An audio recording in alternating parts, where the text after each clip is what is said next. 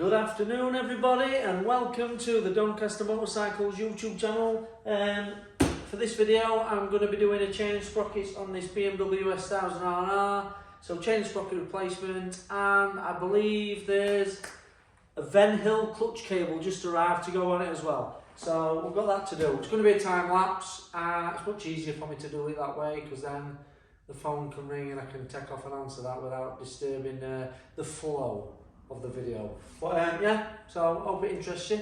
If you like it, subscribe, comment below, let me know what you want to see or anything else like that, or just want a bit of banter on the comments.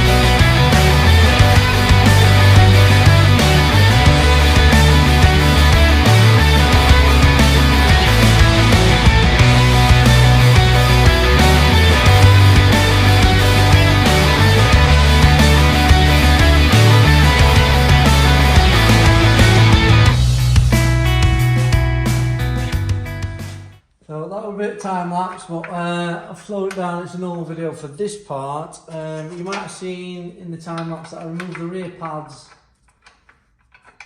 from the caliper, and as to, oh, why are you doing that? Well, some of the race bikes are adapted so you can get them easy in and out, but on the road stuff, it's much easier if you just whip them out, take the pads out to get the wheel out, because the caliper bracket slides back. Some of the road bikes, you can unbolt the caliper, which I always do if I can get it out of the way. It makes taking the rear wheel in and out so much easier.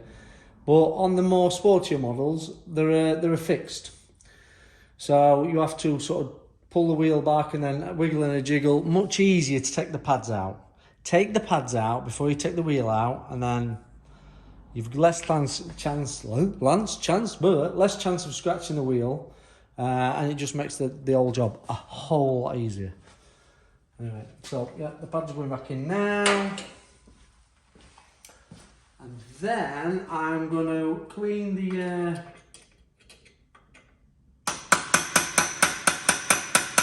front sprocket carrier. I'll show you a couple of pictures of that, and then just build it back up. Then it's the clutch cable. But yeah, it's another little thing that it's silly to do a chain sprocket replacement and not clean the inside of the sprocket carrier in the front of the engine. A lot of people don't, because it's just time. It doesn't take long. It's only about 5 minutes to clean it all up properly. Well worth doing.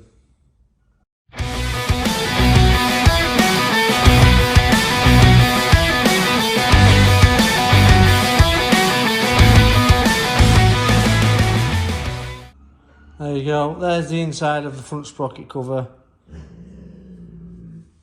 To be fair,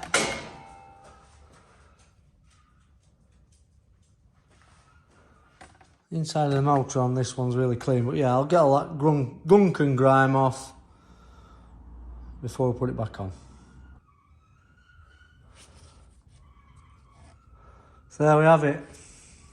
A clean front sprocket cover ready to go back on.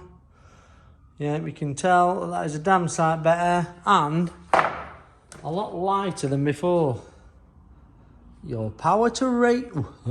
For now I can't speak, it's like I've been drinking. I haven't touched the drop for I don't know how long, but... so the power to weight ratio has just gone up a notch. Look at that.